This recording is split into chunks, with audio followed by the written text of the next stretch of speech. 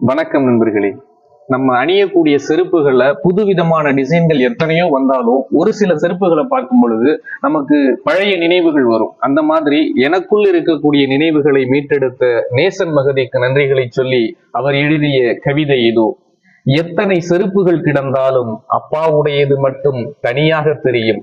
காலின் ரேகைகள் பதிந்து கிடக்கும், தையல்களே அதிகம் தெரியும். 5 விரலும் குதிகாலும் பல்லாங்குழி பள்ளங்களாகி கிடக்கும்.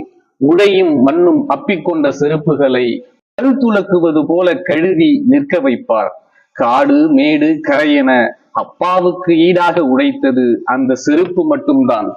கொஞ்சம் பழசானதும் புது செருப்புக்கு மாறும் போதெல்லாம் மனசை கடிக்கின்றன அப்பாவின் நைந்து போன பழைய செருப்புகள்.